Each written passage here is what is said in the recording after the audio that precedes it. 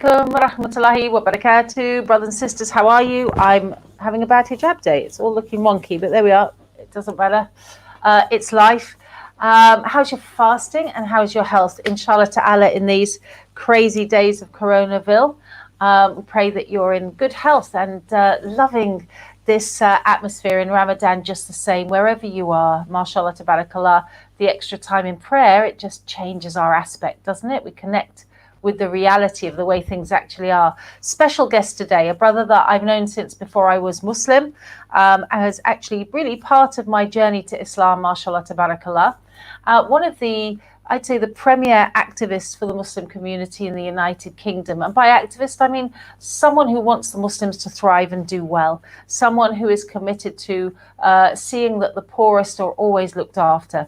A brother who co-founded the Islamic Education Research Academy and a da'i really beyond compare in the West. MashaAllah, tabarakallah. I'm talking, of course, about brother Yusuf Chambers, who is probably fiddling with his phone right now. No, look, there you go. Look at that, mashallah. Assalamu alaikum rahmatullahi wa barakatuh, Lauren, and to all the viewers out there. Thank you so much for joining us. I realise we've only got half an hour. You're kindly joining us before another transmission, and this is very much, brothers and sisters, how Yusuf lives his life, day to day. Day to day, week to week, month to month. If there's any months left. Alhamdulillah. Can we share this link on our pages so we can get more, generate more? So I do need to get the link because I'm not sure how you save the link. Okay. Is it going out on your Facebook page? It's going out on watan.org.uk's Facebook page. It's going out on my Facebook page. So if you go on my Facebook page, I think we're friends, then inshallah you can share it. Brothers and sisters, same to you. If you've really enjoyed Ramadan Reset so far, you know what we're all about. We're all about creating a sense of community, discussion, and inspiration during Ramadan every night, and this promises to be no different, inshallah. So why don't you share this and live stream it to your page? So click the link, share below, and then you'll live stream it, and then anybody who gets khair from it, it goes on your account with Allah Ta'ala, which is where it really matters. So let's get the sharing underway. While Yusuf is tinkering, I couldn't see it on your page. I can't see it on your page, Lauren. Okay, so, you might be on. I've got it. Hamza sent it to me. There you go. Fantastic. The modern technology is winning the day, Lauren. Anyway, you know the score. I know the score. Go for it. We spend most of our days clicking buttons now, which is really frustrating because that is never something that I put on my, what do you want to do when you're older? I want to go click, click, tap, scroll. That really isn't my image of life. But we choose what we do and what we engage with. And that's, that's one of the issues perhaps we can touch upon today, because what we really want to talk about today, Brother Yusuf, is Corona and community. Now, I have to say, on Ramadan Reset, we've avoided Corona because everybody's inundated with it, and it can get really, it's not a great topic for joyfulness. However, I think it's time we dipped our feet in. In the UK, is it a bit like discussing Brexit? Is everybody like, I don't want to hear about it, I'm just pretending it's not happening? Yeah, I think it's the fear of the unknown, isn't it, Lauren? People are really thinking, well, what on earth's going on, first of all? And secondly, when's it going to end? Thirdly, what's going to happen when we get out from the other side? We get out from the twilight zone that we're currently in. We're kind of in if you remember that program called The Twilight Zone? Yeah. You got the one. Yeah, but it's kind of a bit like that. We are in the twilight zone. We don't quite know how we got here, and we don't know when we're going to be released from it. And there's not really any proper information giving. I think there's a lot more in other countries, though, because we're, of course, I'm in Britain. You hail from Britain. So I think it'll be nice if our leaders would kind of be a little bit more upfront with us. Yeah, I mean, for example, we were told for ages it's not airborne, but if you have to stand 6 feet away from people. So hang on, how can I catch it from them by I don't know, telepathy? if I'm not touching them, if it's not going in my skin, if just them breathing, they call it droplets, but is it also, so there's lots of grey areas, isn't there? And I guess the grey areas make us more nervous, don't they? It does indeed, Lauren. And I think at the end of the day, we've only kind of got ourselves to blame because we have insisted on living our lives a little bit, not really in the know. We're going through the motions, aren't we, in the world, and we're not really asking the right questions. I mean, that's what you and I did. How many years ago? Nearly 30 years, 29 years ago. I asked lots of questions, and I started becoming very politically aware, first of all. So when you're politically aware, and then you're self-aware, and you're spiritually aware, then this stuff doesn't kind of phase you, does it? The lockdown. Does it really phase you? I'm actually okay by the grace of Allah, because I've lived a life of absolute change and mayhem, and alhamdulillah for that. So Allah's pretty much trained me to be someone who you walk outside the door, your home might not be there when you get back. So travel light through this life, and that is kind of a blessing, isn't it? Yes. To be moved from place to place is to really understand that the Creator, is able to move you. Yeah. Yeah, by the way, we're live on my page now as well, so hopefully that should generate a bit more discussion and so on and so forth. With only half an hour, but alhamdulillah, better than nothing. Yes, so Lauren, I think that my own take on this is it's excellent for self-development, and we've been talking about this on other shows, haven't we? Self-development, the lockdown, the whole issue of the Prophet Muhammad sallallahu alaihi wasallam. Where does he get wahi from? Whilst he's in isolation in the cave of Hira, he's developing himself in long periods of 2 days, 3 days, potentially weeks, sitting in that cave. And now we've been imposed that with our family, so it's not quite the same, but it is in the sense that we're used to traveling, world travel, national travel, international travel. And alhamdulillah, we've kind of got used to it now, having the so-called freedom. And so this period here has been very good for us to really refocus, reconnect with the greater good, and Allah subhanahu wa ta'ala being the greater good. And so it's been amazing. Really has been amazing. Absolutely amazing. It's fantastic. I mean, I'm really happy that so many of our Muslim brothers and sisters do share that feeling that, being at home is a great thing. Of course, for many people, it's not a great thing. Unfortunately, in the United Kingdom, I guess in many places around the world, but in the UK and US and places like that, would be related to alcohol. Domestic violence has spiked, several 100%. Yeah. So there are also really miserable conditions in the homes. But inshallah, your home is, everybody watching this, your home is somewhere that's really, really safe. So I wonder, on an individual level then, Yusuf, what have you learned from COVID? What are you going to change? What I'm going to change is, I think the idea of spending more quality time with my family, myself, first and foremost. So not to be out there just for the sake of going out, but to actually have a structure. Create a structure, around the family, around the salah, around the salah first and foremost, and then around the family, rather than that we've got to go out, ply our wares, do our sales, do our pitches, do our charity works on, but then just plan everything around, number one, the salah, and number two, the family, to really grow the family with us. I don't know if that kind of fits in with you, because I know you've got young daughters, and well, not as young as they used to be, but we still consider them as babies, don't we? Well, alhamdulillah. I mean, I'm separated from my daughter because Alex is salam Alex, if you're watching, she's in lockdown in the UK, and she didn't make it over to me with Turkey. No.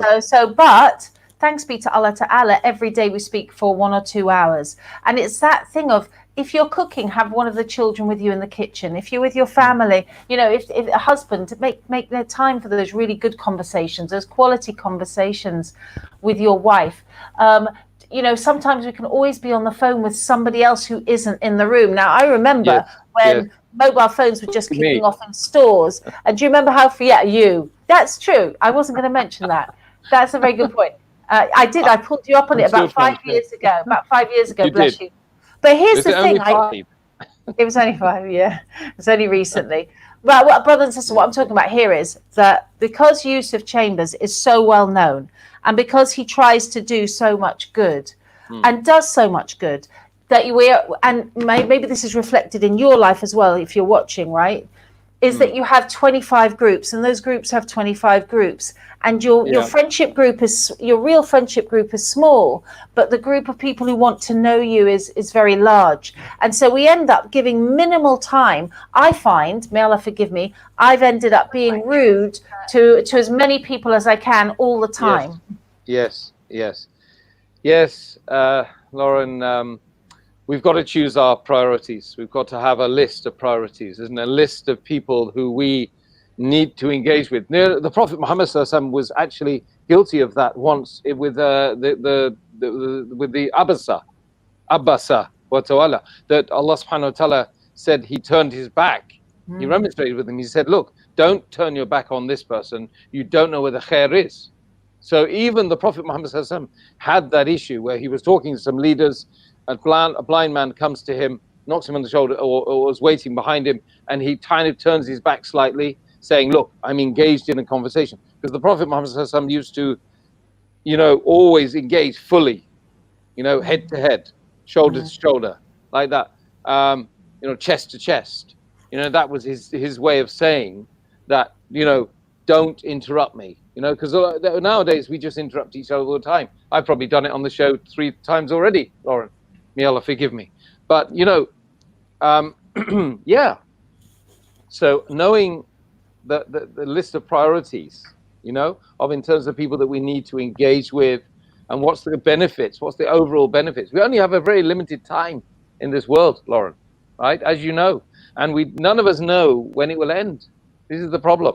So we have to now think about maximizing the benefits with Allah subhanahu wa ta'ala for all the people we go and meet and we discuss things with. Having a political discussion might seem good to us today, but isn't it better that we spend now time with the Quran, for example? That's your 2 sort of options, right? There's a political discussion going on and you've wasted time not engaging with the Quran in the last 10 days, for example, So again, I definitely think we need to learn that strategy, that skill. That's a skill, isn't it? Are you good at that? Mashallah, I'm getting better. I've always been somebody who, because I grew up in a drama household, we're always people who want face-to-face conversations. So I've always been quite intolerant of somebody speaking, going, yeah. It's like, no, that is not a conversation. It's not respectful. No. It's not pleasant. If you're in a shop, right, you go into a shop and the girl goes, yeah, all right, I'll be with you in a minute. It's like, no, real person here. Deal with the real person, right? How many times have we all said, put the phone down? But we need to be speaking to ourselves about that, like put the phone down. And either say, I'll be back to you in a minute. And I think probably I've learned, as you have, Yusuf, this lockdown period is put things down and put them in their right place. So hikmah is right place, right time, right person. Yeah, absolutely. And we've got about 66 people online watching, Lauren. So salam alaikum to all the 66 plus. Well, that's 68 now. And if you share the link, it's going to go up and up and up. So we'll get more barakah and more rewards in this beautiful month of Ramadan, brothers and sisters. So Lauren is leading the show today, not me. Good thing, really. Quite difficult leading the shows. Bless you. When I've been on, this is an in-joke, guys, because when I've been on Yusuf's show, I've actually been inviting people on and leading it. I'm so sorry. May Allah forgive me. Honestly, I'm such a bossy person. He's laughing, but he's not denying. No, I'm not denying it, but it's kind of nice anyway. You need to be pushed around sometimes, but by other than your wife. So let's welcome some people out there. Flylight says salam. Sherez Rashid, nice to see you. Baron, salam, brother. I know. You're the sister of the husband of Sister Lauren. No, he's not. No. Okay, he's really not. Okay, can we just get? Yeah, not sure who, what that. No. May God bless you. I mean, you're right. Okay. Anyway, no. We're married What to was that? separate people. I don't know what that was.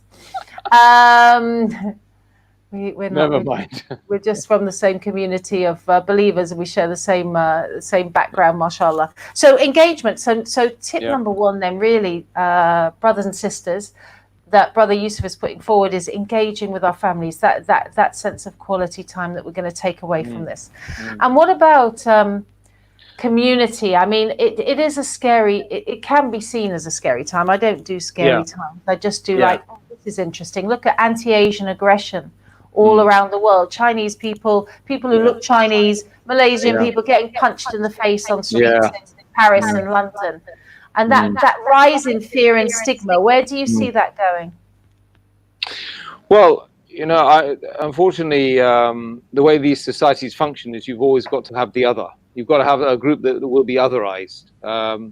Why is that? Because there's no moral compass right now, no moral compass. We don't talk about morality in schools anymore, and it's just me, myself, and I. So whichever the strongest group is, whether they're right or wrong, they tend to push the prevailing, the otherization. So right now it's otherization of Muslims, and that's still going to go on. After COVID, you're going to see that's probably going to rise. They're going to start talking about how Muslims started it, or how the mosques stayed open too long, and therefore, because they did, some of them, unfortunately, but there's other things to blame, other people to blame as well. So at the end of the day, the Chinese situation, that's going to go on anyway, because the world leaders are, of course, otherizing them now, aren't they? Well, we've got Mr. Particularly Trump going out with very xenophobic opinions, and a lot of people supporting him as well in that. So that's not going to go away, is it? Because you've got to have a group that you otherize in this society to divide people and then rule them, and that's essentially it. Whereas in a true Islamic state, the people are encouraged to get along, but there's a foundational statement that there's only one God worthy of worship. And we all agree on that. And actually, most people agree on that.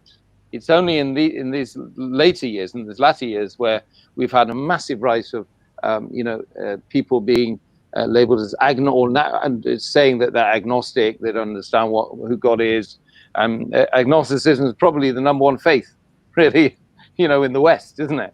And I think this then almost creates a platform for people to say, well, we need a belief system. Belief system is part of our mantra. We need something to believe in. So what do we believe in? Well, I'll ask you, what do we believe in if we don't believe in an ultimate, God? Well, here's the thing. Here's the collapse of civilizations, Yusuf. It is that people have made the free market their God. This idea of, as long as the market is working, we're going to be okay. I can get my little bit as long as the traders are allowed to trade, and the banks are allowed to bank, and the realtors are allowed to sell their real estate. We're all going to be fine. But relying on them when things go wrong, wipes out any sense of personal wealth. And by personal wealth, I mean inner wealth. The wealth that is communities, the wealth that is the connection with Allah Ta'ala, the wealth that means there's a purpose for being alive. And so I think people are collapsing because they've made the free market their God.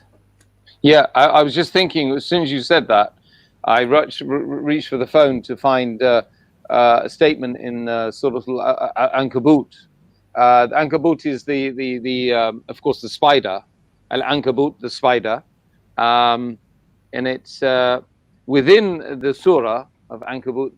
There's a description of the spider's house being something which is incredibly beautiful and technical and so on and so forth, and appears to be very strong, but within a few seconds it's gone.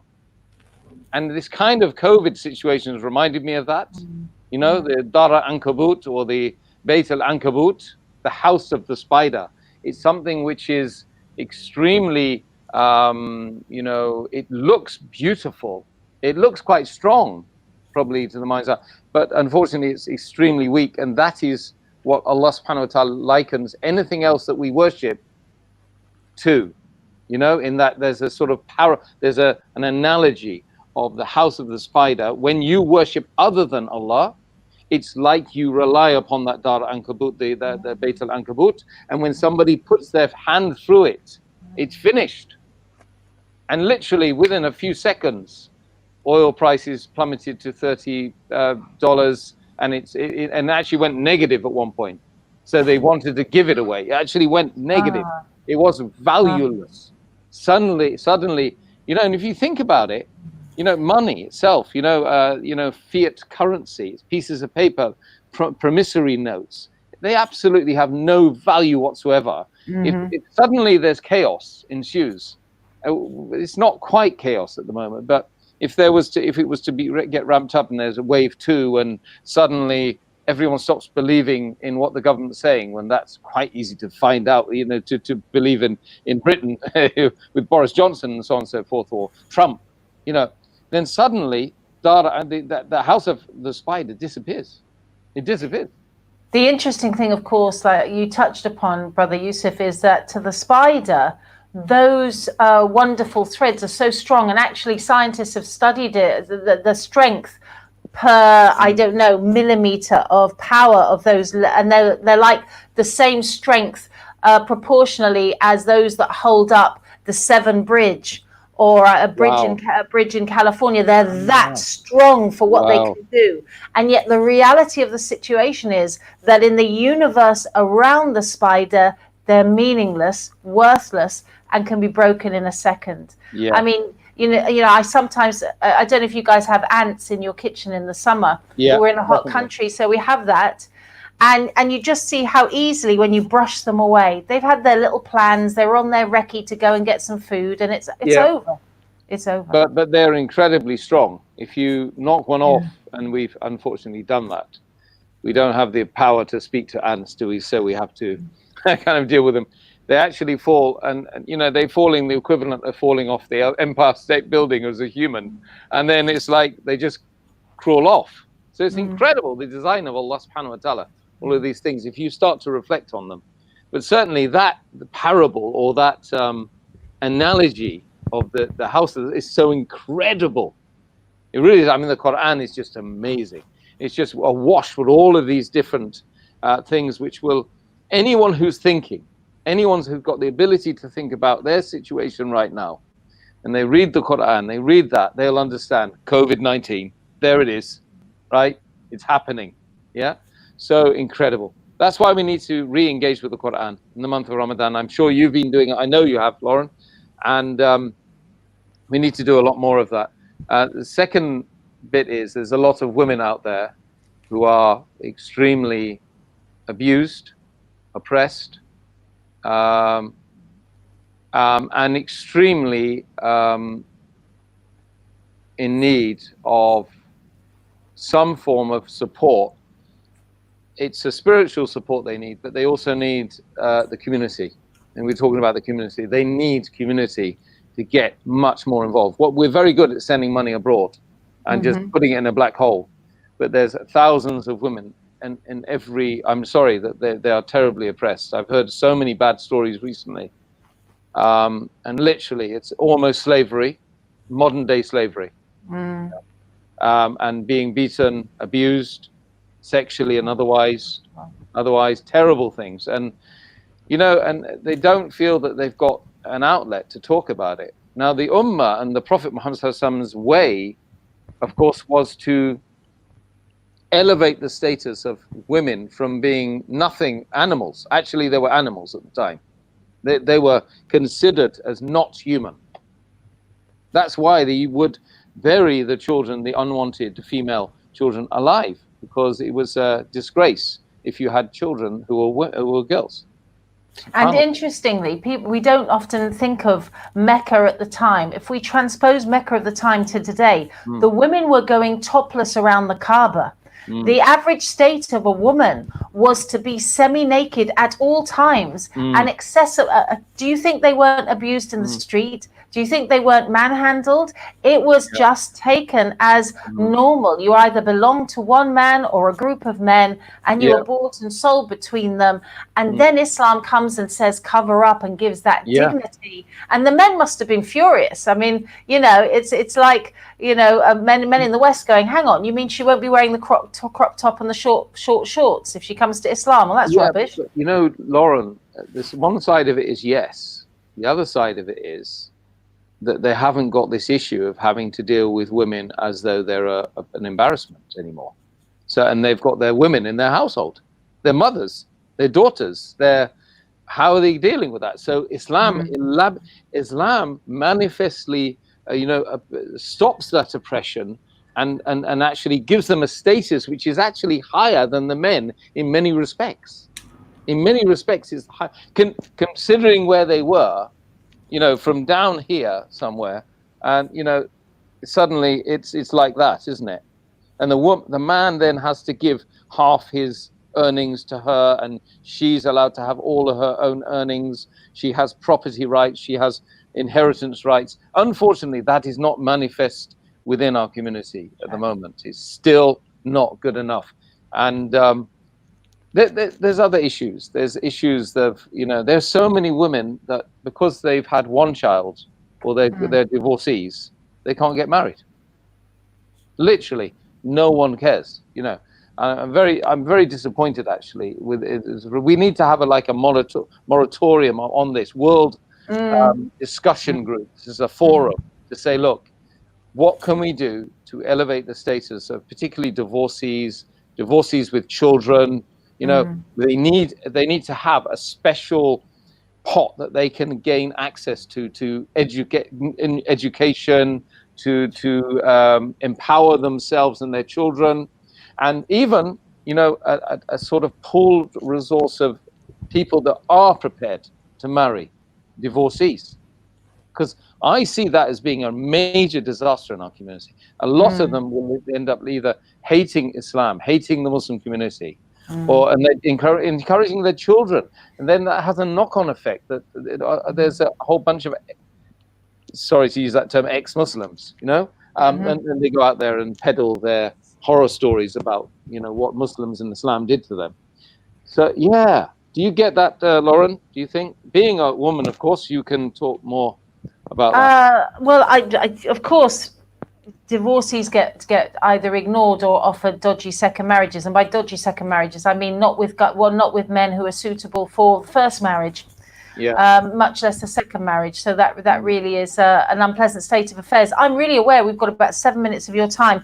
I want us to share something positive now. If are we going back to small communities? The Muslim community is better able than most to weather this storm. Do you agree? Unfortunately, we're going back. You wanted to be positive. Well, I mean, we're going back to the tribes at the moment. I'm sorry to tell you, but I live in Leicester. It's very tribal. I mean, maybe it's just because I'm Leicester centric at the moment. But what I do see is that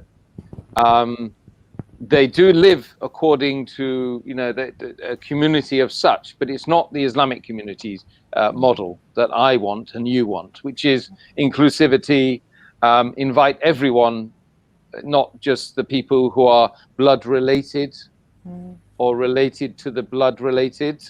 You know, the concentric circles should be, the Prophet said, you know, you, then you and your family, then you and your neighbors, and then you and the wider community, 40 neighbors either side. So, you know, I think that essentially we need to get back to that if we are going to be a lot more robust as a community that can handle things coming at us right now. But I think these difficult times have definitely good galvanized communities. So this is really one very amazing positive thing. And the Muslims have been there at the forefront, helping communities.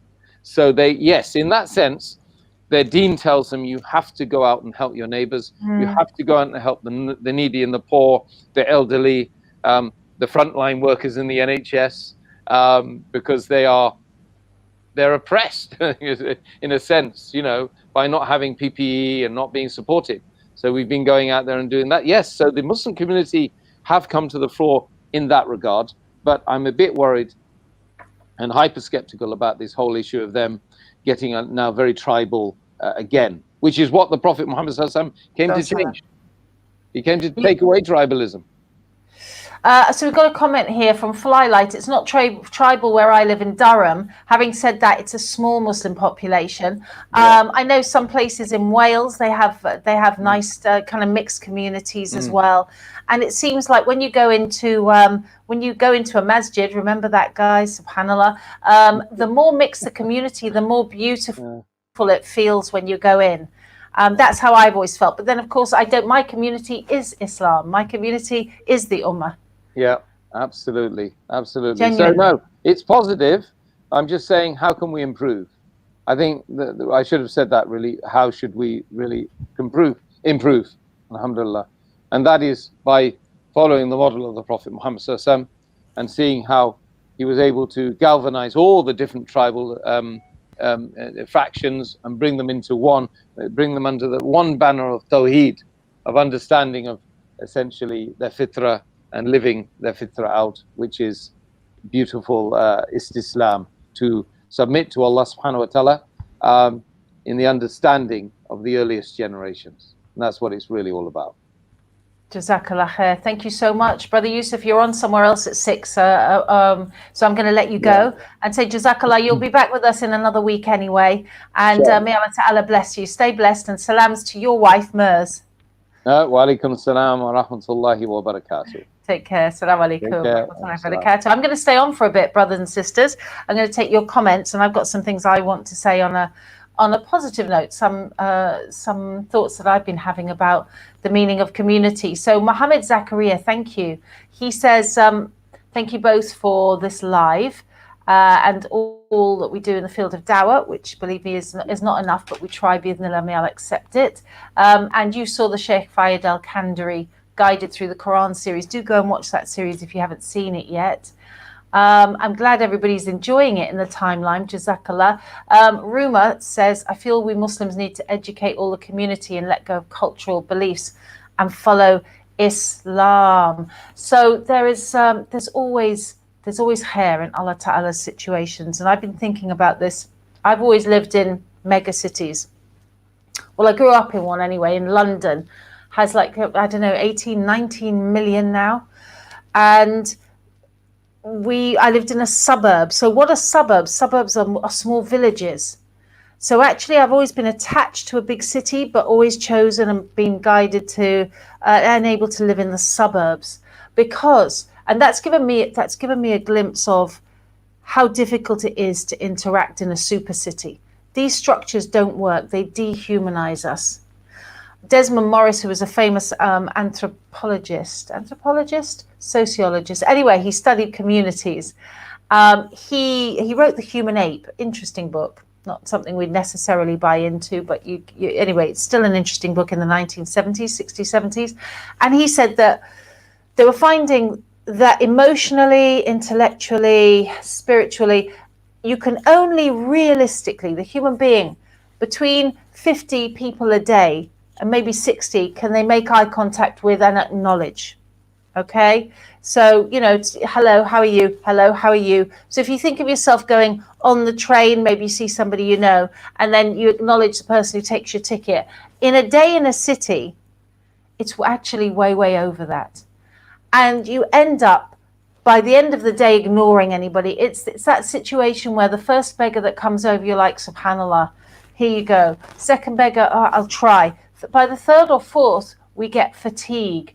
The human condition is you just can't deal with it. And if it's rush all the time, we end up pushing away the good, don't we?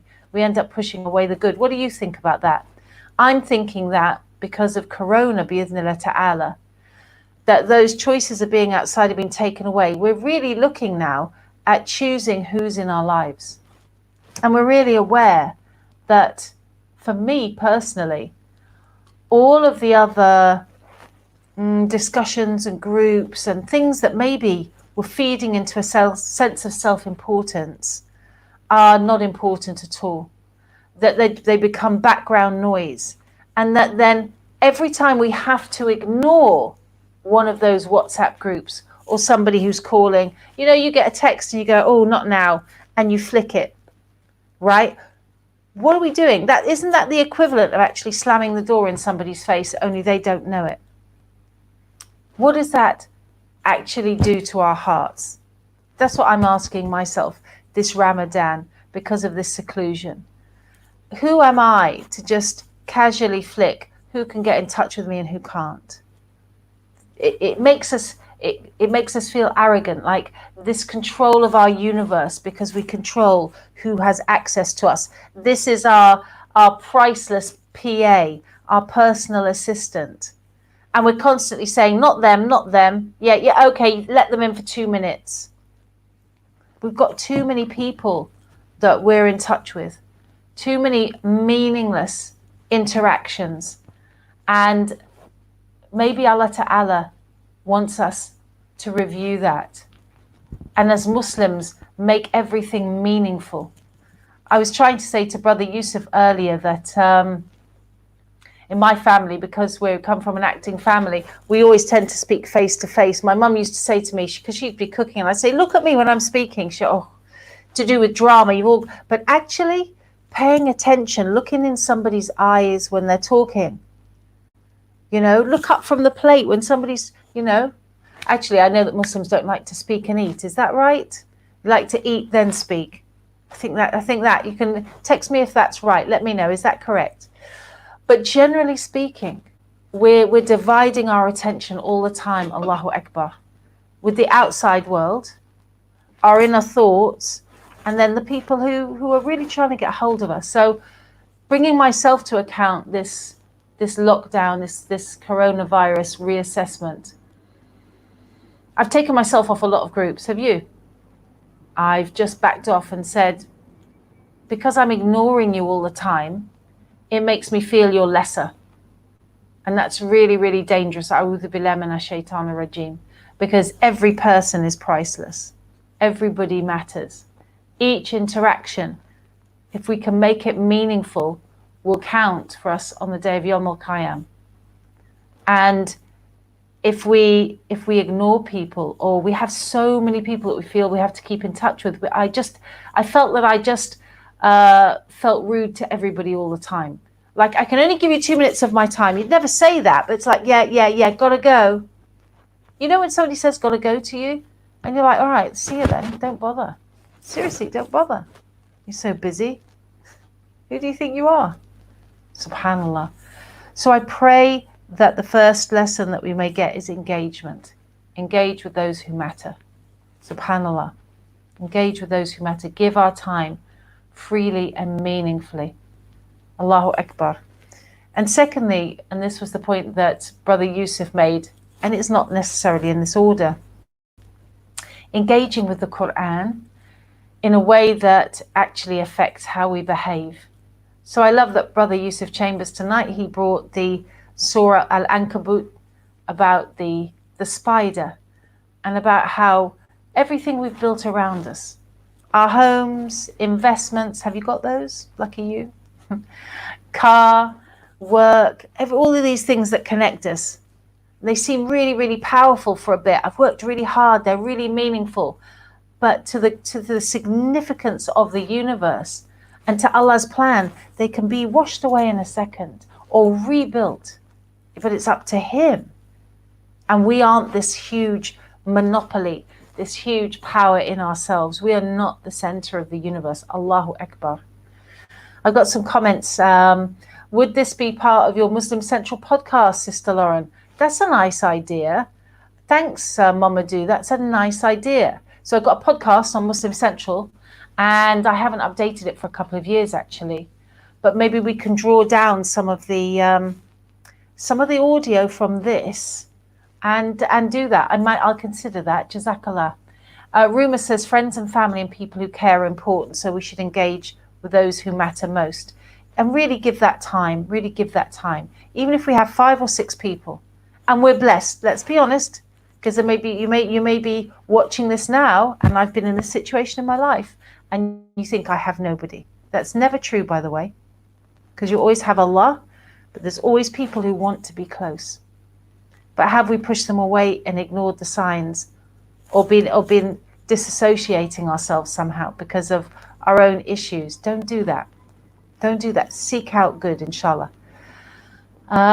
Juliana says nobody should eat with their mouth full. Personally, I think it impolite. Okay, so I guess that's just my family then, that we eat and talk.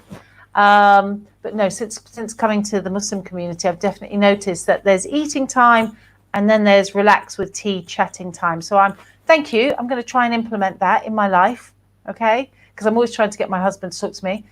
How are you doing? And he's silent eating.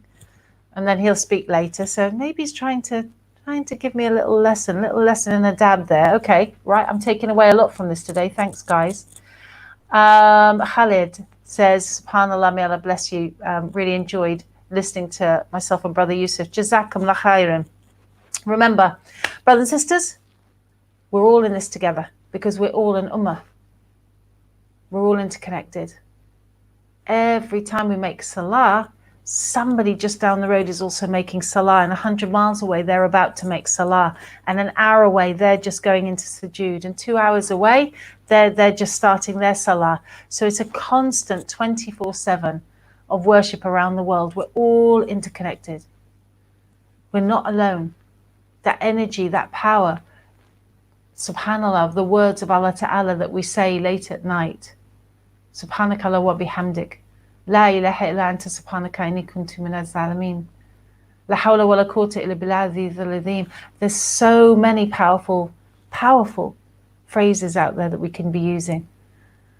But make time for each other, inshallah. I'm here, and all of my guests, as a reminder to all of you, is that we're here for watan.org.uk. It is Ramadan. It's the month of giving.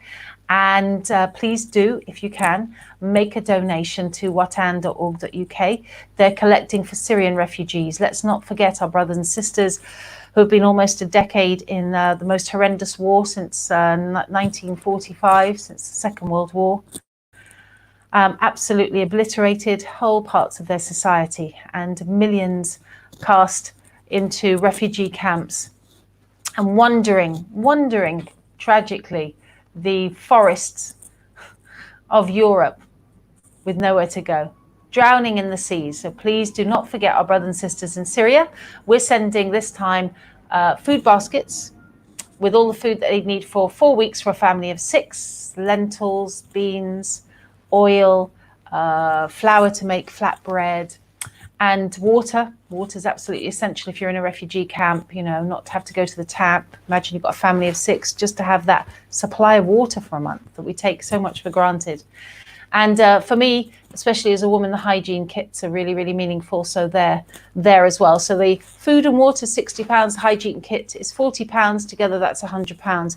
If that's way too much for you, just click on my Just Giving page, inshallah ta'ala, and make a donation there. So I think I'm done for today. I'm going to say salam alaikum. I'm just going to say thanks to Ruma. Alhamdulillah, I'm really enjoying this Ramadan, spending quality time with close family. Thanks for that, Ruma. Something we prayed for. It's true. Let's make sure that we see the beauty that Allah Ta'ala has given to us in this. The beauty of slowing down. Of course, it's going to feel a bit itchy and worrying at first. But if we know where our next meal is coming from, and if we have a roof over our heads, and we have a Quran either in our hearts or one we can look at, and we're not in a place of war, we have all the world. We have all the world already with us, subhanallah. An absolutely beautiful condition to be in. And we can teach others who think the reliance is on getting the next pair of trainers. That doesn't matter anymore, does it? How little did it matter anyway? Right? Subhanallah. I'll leave it there for today. Do make your donations for the sake of Allah. May Allah Ta'ala bless you. And back tomorrow for another Ramadan reset. Assalamu alaikum wa rahmatullahi wa barakatuh.